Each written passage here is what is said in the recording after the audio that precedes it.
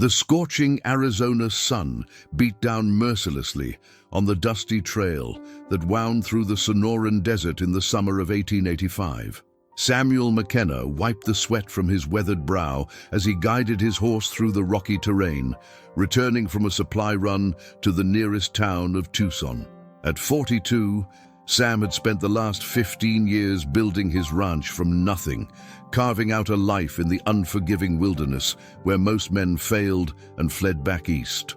His ranch, the Double M, sat on 1,000 acres of harsh but beautiful land, where he raised cattle and horses with the help of 2 Mexican vaqueros, Miguel and Carlos, who had become more like family than employees. Sam was a man of few words but deep convictions, shaped by his experiences as a Union soldier during the Civil War and hardened by the challenges of frontier life. As he crested a small hill, Sam's keen eyes caught sight of movement in the distance. Years of living on the edge of Apache territory had taught him to be constantly vigilant, and he instinctively reached for the Winchester rifle secured to his saddle. But as he drew closer, what he saw made him pause and reconsider. 2 small figures huddled beneath the sparse shade of a mesquite tree, children by the look of them. One was standing, waving frantically in his direction, while the other lay motionless on the ground. Sam's first instinct was caution. Apache raids were not uncommon in this region, and what appeared to be helpless children could easily be a trap set by warriors hidden in the surrounding rocks. But something about the desperation in the standing child's movements touched a chord deep within Sam's chest. Against his better judgment, he spurred his horse forward, keeping his rifle ready but not aimed directly at the children. As he approached, Sam could see that both children were Apache, a boy who couldn't have been more than 10 years old, and a girl who appeared even younger, perhaps 7 or 8. The boy's clothes were torn and dusty, his dark hair matted with sweat and grime. His sister lay unconscious, her small body frighteningly still. "Please, sir," the boy called out in surprisingly clear English as Sam dismounted, keeping a safe distance. "Can you save my sister? She's very sick and I don't know what to do." Sam studied the boy's face, seeing no deception there, only raw, desperate fear for his sister's life. The child's English was accented but well-spoken, suggesting he had learned it from missionaries or traders. His dark eyes held an intelligence and maturity that spoke of hardships no child should have to endure. "What's your name, son?" Sam asked gently, lowering his rifle, but not setting it aside entirely. "I am called Little Wolf by my people," the boy replied, his voice trembling with exhaustion and worry. "My sister is Morning Star. We have been walking for 3 days without food or water. She collapsed this morning and will not wake up." Sam approached the unconscious girl cautiously. Even from a distance, he could see that she was in dire condition. Her lips were cracked and bleeding from dehydration. Her skin was flushed with fever, and her breathing was shallow and labored. Whatever had driven these children to flee into the desert alone, they were now facing death if they didn't receive immediate help. "Where are your parents?" Sam asked, kneeling beside the girl to check her pulse. It was weak but steady. Little Wolf's face crumpled with grief. "Dead," he whispered. "Soldiers came to our camp 5 days ago. They said we were hiding renegades, but it wasn't true. They killed many people, including our mother and father. Morning Star and I hid in the rocks until they left. Then we started walking. I was trying to reach the reservation, but I got lost." Sam's jaw tightened. He had heard stories of overzealous cavalry units attacking peaceful Apache camps, often based on false information or racial hatred rather than actual threats. The thought of children witnessing such violence and then being forced to flee into the desert filled him with a cold anger. "She needs water and medical attention immediately," Sam said, making his decision. He couldn't leave these children to die, regardless of the potential consequences. "I'm going to take you both to my ranch. It's not far from here." Little Wolf's eyes widened with a mixture of hope and suspicion. "You would help us, even though we are Apache. Your children in need of help," Sam replied simply. "That's all that matters to me." Working quickly, Sam lifted the unconscious Morning Star into his arms. She was alarmingly light, her small body burning with fever. He secured her carefully on his horse, then helped Little Wolf climb up behind her to hold her steady during the ride. The journey back to the Double M took nearly 2 hours, with Sam walking alongside his horse to ensure the children's safety. During the ride, Little Wolf told him more about their ordeal, how they had survived by drinking muddy water from occasional puddles and eating cactus fruit when they could find it. The boy had shown remarkable courage and resourcefulness in keeping himself and his sister alive for as long as he had. When they finally reached the ranch, Sam's 2 vaqueros, Miguel and Carlos, rushed out to meet them. Both men had families of their own and immediately understood the gravity of the situation when they saw the sick child. "Dios mío," Miguel breathed, crossing himself. "What happened to these little ones?" "Their family was killed in a cavalry raid," Sam explained tersely as he carried Morning Star into the ranch house. "The girl is very sick. Carlos, ride to town and fetch Doc Patterson. Tell him it's urgent." Sam's ranch house was modest but comfortable, built of adobe and timber with thick walls that kept the interior cool even in the desert heat. He laid Morning Star on his own bed, then began the careful process of trying to revive her. He had learned basic medical skills during the war, and frontier life had taught him how to treat dehydration and fever. Little Wolf hovered anxiously nearby as Sam gently spooned small amounts of cool water between his sister's cracked lips. "Will she live?" the boy asked, his voice barely above a whisper. "I don't know," Sam answered honestly, "but I promise you this.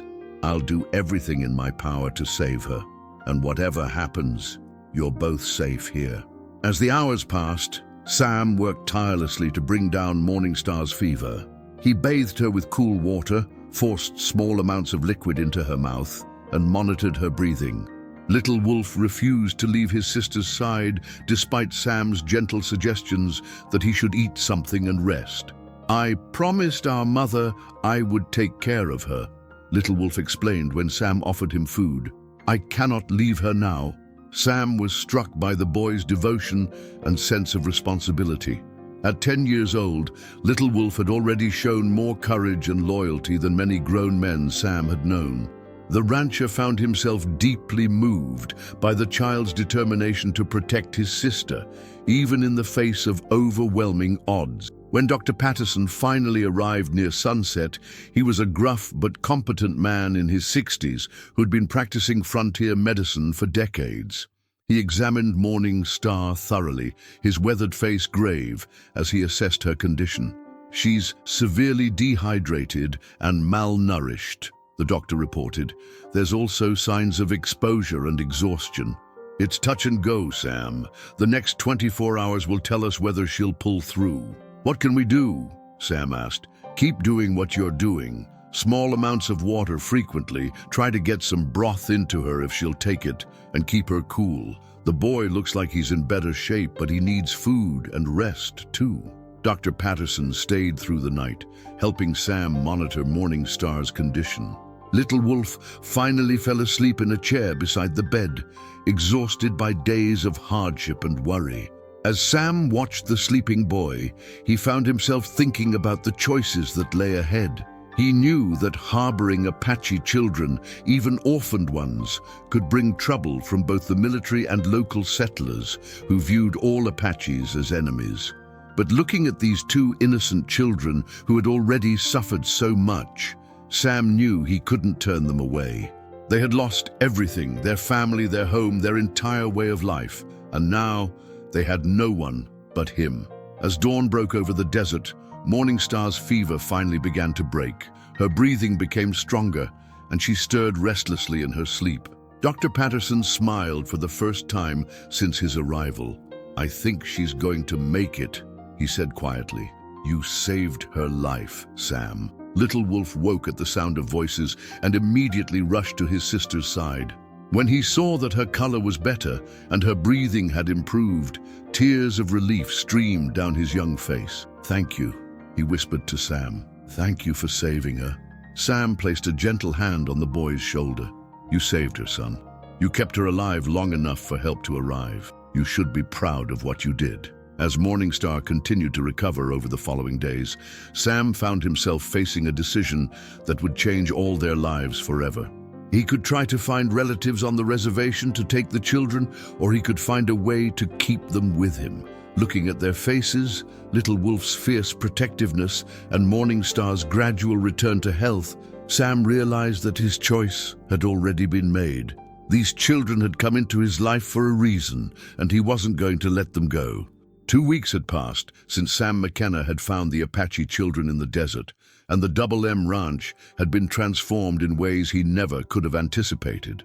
Morningstar had made a remarkable recovery under his care, her natural resilience and youth helping her bounce back from her near-death experience. Little Wolf had remained constantly vigilant during his sister's recovery, but as she grew stronger, he began to show glimpses of the curious, intelligent boy beneath his protective exterior. The challenge now was figuring out how to integrate 2 Apache children into a world that viewed their people as enemies. Sam knew that word of their presence would eventually spread to the nearby town of Millbrook, and he needed to be prepared for the consequences. More importantly, he needed to help Little Wolf and Morningstar adjust to a completely different way of life while respecting their heritage and the trauma they had endured.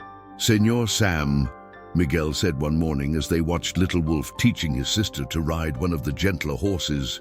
"The children, they are becoming part of the family, no?"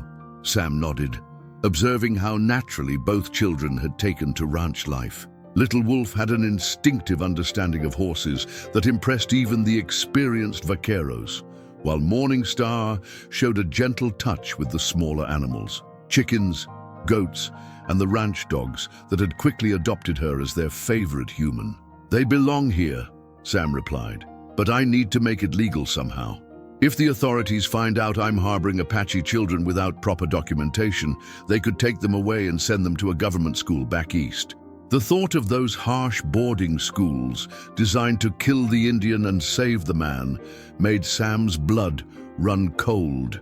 He had heard stories of children being forcibly separated from their families, forbidden to speak their native languages, and subjected to brutal discipline in the name of civilization. Little Wolf and Morningstar had already lost their parents and their entire way of life. He wouldn't let them lose their identities as well. Dr. Patterson had become an unexpected ally in Sam's efforts to protect the children. During his follow-up visits to check on Morningstar's recovery, the old physician had grown fond of both children and had quietly spread word in town that Sam had taken in 2 orphaned Mexican children whose parents had died of fever. It was a necessary deception that bought them time while Sam figured out a more permanent solution. "The boy has real potential," Dr. Patterson observed during one of his visits, watching Little Wolf help Carlos repair a broken fence with skill that belied his young age. "He's intelligent, hardworking, and has natural leadership qualities. With proper education and guidance, he could accomplish great things." Sam had been thinking the same thing. Little Wolf's English continued to improve daily, and he showed an eager curiosity about everything from reading and writing to the mechanics of ranch operations. Morningstar, though younger and more reserved, displayed an artistic talent that emerged when Sam gave her paper and pencils. Her drawings of desert animals and plants were remarkably detailed and showed a deep understanding of the natural world around them. The first real test of their new family arrangement came when Sheriff Tom Bradley rode out to the ranch on a routine visit. Bradley was a fair man who had known Sam for years, but he was also bound by law to investigate reports of suspicious activity.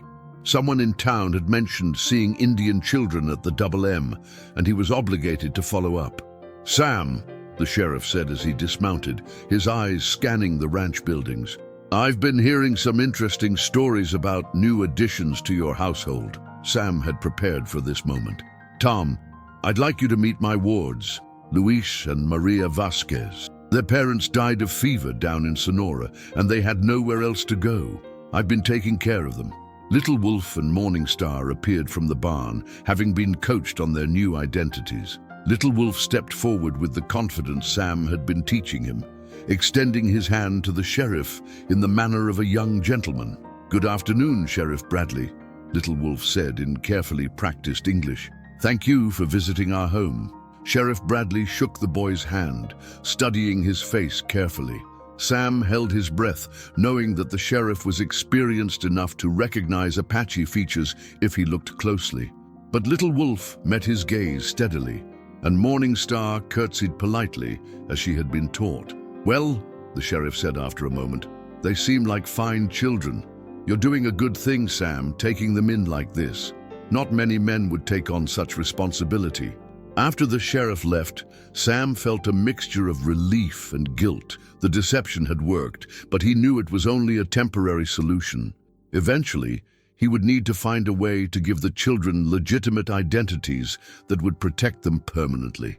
The answer came from an unexpected source. Father Miguel Hernandez, the priest from the mission church in Millbrook, had been hearing confessions from some of the Mexican families in the area who had been talking about the children at Sam's ranch. Unlike many of his contemporaries, Father Hernandez was a progressive man who believed that all children deserve protection and opportunity, regardless of their race or background. "Mr. McKenna," the priest said when he visited the ranch, "I understand you have taken in 2 orphan children. I would like to meet them and perhaps offer some assistance with their education." Sam was initially wary, but Father Hernandez's genuine warmth and obvious concern for the children's welfare quickly won him over.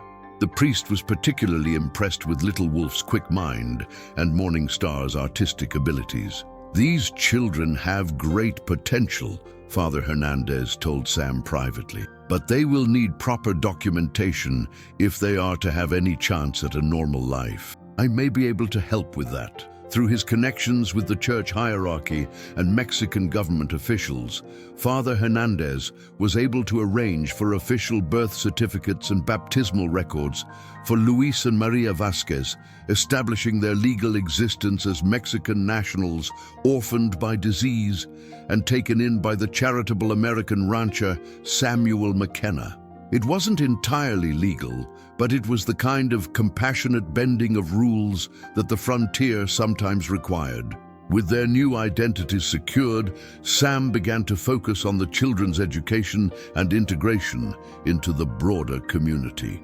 He hired a young schoolteacher named Miss Sarah Collins to come to the ranch 3 days a week to provide formal instruction in reading, writing, arithmetic, and history. Miss Collins was a recent graduate of a teacher's college in California who had come west seeking adventure and the opportunity to make a difference. "They're remarkable students," Miss Collins reported after her first month of teaching. "Luis has an exceptional aptitude for mathematics and natural sciences, while Maria shows real talent in languages and art. They're both eager to learn and incredibly well behaved." What Miss Collins didn't know was that Little Wolf was secretly teaching Morning Star to read and write in Apache as well as English and Spanish, determined that she should not forget their heritage entirely. Sam discovered this one evening when he found them practicing Apache pictographs by lamplight, and instead of discouraging it, he encouraged them to maintain their connection to their roots. "Your Apache heritage is part of who you are," Sam told them. "Don't ever be ashamed of it. But you also need to learn to live in this world, and that means mastering the skills that will help you succeed." As the months passed, the children continued to thrive. Little Wolf grew taller and stronger, his natural leadership abilities emerging as he took on more responsibilities around the ranch.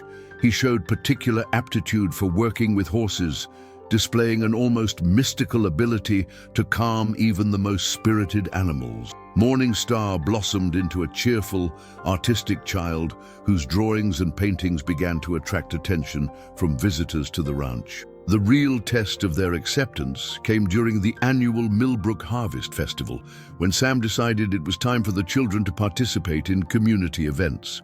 He was nervous about exposing them to scrutiny from the townspeople, but he knew that isolation would ultimately be more harmful than integration.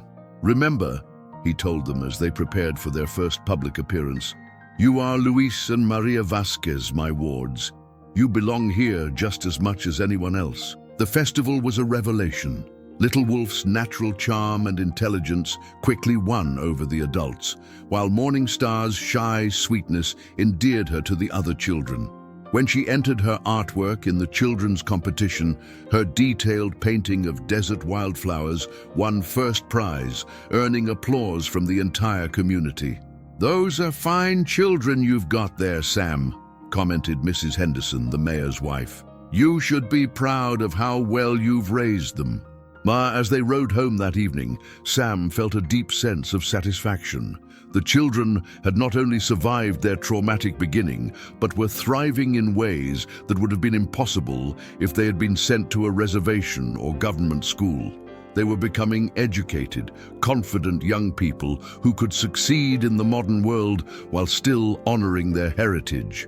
"Sam," Little Wolf said as they neared the ranch, using the name he had gradually adopted instead of the formal Mr.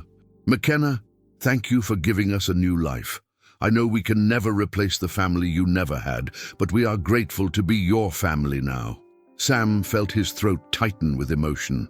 These children had indeed given him something he had never expected to have, a family of his own, bound not by blood but by choice, love, and mutual respect. They had all saved each other in different ways, and together they were building something beautiful and lasting in the harsh but magnificent landscape of the American Southwest. 5 years had passed since Sam McKenna first found Little Wolf and Morning Star in the desert, and the Double M Ranch had become a place of remarkable transformation. The children, now 15 and 12 respectively, had grown into exceptional young people who embodied the best of both their Apache heritage and their adopted American frontier life. But their success had not come without challenges, and the greatest test of their new family was yet to come. Little Wolf, who now went by Luis in public but remained Little Wolf in the privacy of their home, had grown into a tall, strong young man with the bearing of a natural leader. His education under Miss Collins and Father Hernandez had been supplemented by practical learning from Sam and the Vaqueros, making him equally comfortable discussing literature and philosophy or managing cattle and breaking horses. His Apache heritage showed in his deep connection to the land and his almost supernatural ability to read weather patterns and animal behavior. Morning Star, known publicly as Maria, had blossomed into a talented young artist whose paintings were beginning to attract attention beyond Millbrook. Her work captured the beauty of the desert landscape with a perspective that combined Apache spiritual understanding with formal artistic training. She was also developing into a skilled healer, learning both traditional Apache plant medicine from memories of her grandmother and modern medical techniques from Dr. Patterson. The family's peaceful existence was disrupted in the spring of 1890 when a new Indian agent, Colonel Harrison Blackwood, was assigned to the regional Apache reservation. Blackwood was a career military officer with a reputation for harsh treatment of Native Americans and a particular obsession with tracking down Apache children who had escaped the government school system. "There are reports of Apache children living illegally off the reservation in this area," Blackwood announced during a meeting with local officials in Millbrook. "It is my duty to locate these children and return them to proper government supervision where they can receive appropriate education and assimilation." Sheriff Bradley, who had become a friend and protector of the McKenna family over the years, tried to deflect Blackwood's attention. "Colonel, I'm not aware of any Apache children in this area. We have some Mexican families, but they're all properly documented." But Blackwood was not easily dissuaded. He had brought with him a tracker named Jake Morrison, a half-breed Apache who had been raised in government schools and now worked for the Indian Bureau, identifying and capturing Apache fugitives. Morrison's knowledge of Apache customs and appearance made him particularly dangerous to Little Wolf and Morning Star's carefully constructed new identities. The first sign of trouble came when Morrison began asking questions around town about the McKenna children. He visited the general store, the church and the school, gathering information about Luis and Maria Vasquez with the persistence of a man who suspected he was on the trail of his quarry.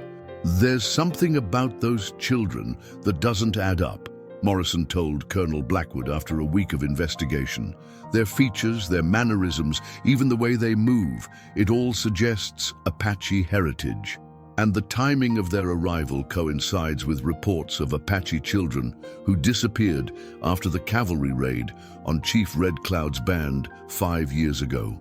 Sam became aware of the investigation when Father Hernandez warned him that strangers had been asking questions about his family. The priest, who had become deeply invested in the children's welfare, was prepared to defend their legal status, but he was also concerned about the potential consequences if their true identities were discovered. "You need to be very careful, my friend," Father Hernandez advised Sam. "This Colonel Blackwood has a reputation for ruthlessness. If he becomes convinced that Luis and Maria are Apache, he will not hesitate to use force to take them." Sam called a family meeting that evening, gathering Little Wolf, Morning Star, Miguel, and Carlos in the ranch house to discuss the threat they faced. The children listened with the calm maturity that their difficult early years had instilled in them. But Sam could see the fear in their eyes. Not fear for themselves, but fear of being separated from the family they had built together. "What are our options?" Little Wolf asked, his voice steady despite the gravity of the situation. "We could send you both away temporarily," Sam suggested. "I have contacts in California who could hide you until this blows over." "No," Morningstar said firmly, speaking with a determination that surprised everyone. "We will not run again. This is our home, and these are our people. If we must fight to stay, then we will fight." Little Wolf nodded in agreement. "Morning Star is right. We have done nothing wrong. We are educated, productive members of this community. We will not be driven away by fear." Sam felt a surge of pride at their courage, but he also knew that courage alone might not be enough to protect them from the power of the federal government. He began to formulate a plan that would require the help of everyone who had come to care about the children over the years.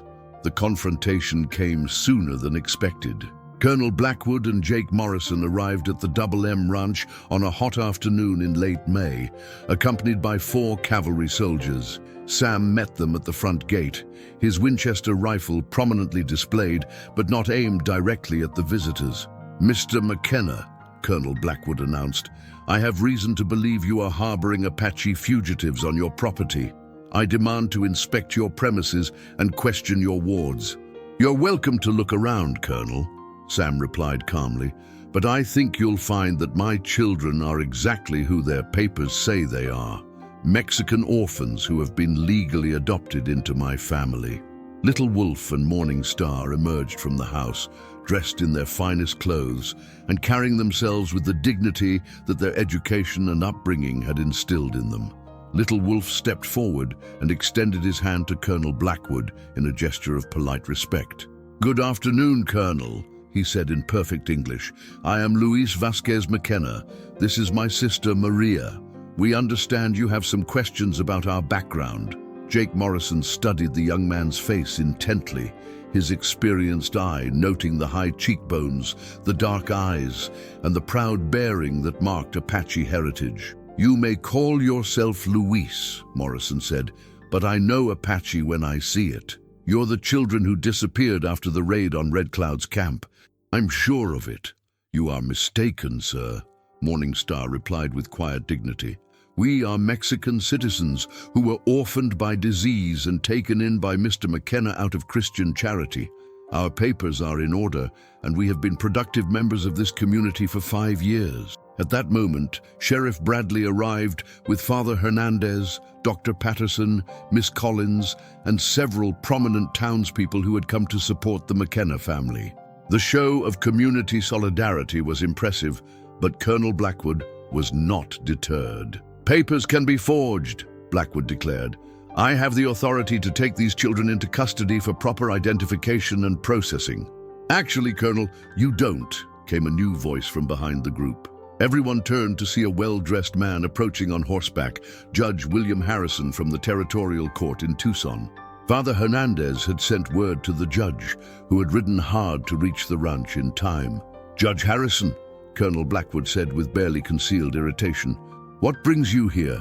"A request for a judicial review of your actions, Colonel," the judge replied, dismounting and approaching the group. "These children are legally documented citizens with established identities and community ties. You cannot simply seize them based on suspicion and racial profiling." What followed was a tense legal standoff that lasted several hours.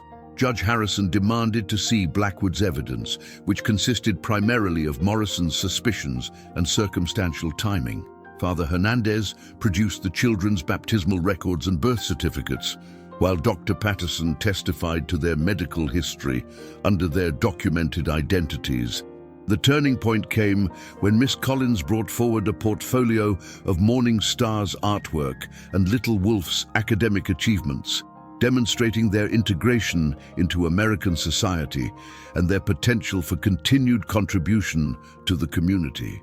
"These children have been model citizens," Judge Harrison declared. "They are educated, productive, and have the support of their entire community. Unless you can provide concrete evidence of wrongdoing or false documentation, she will not permit you to disrupt their lives based on racial suspicion alone." Colonel Blackwood was forced to retreat, but not before making it clear that he would continue to investigate. "This isn't over," he warned Sam. "If I find proof that these children are Apache fugitives, I will return with federal marshals."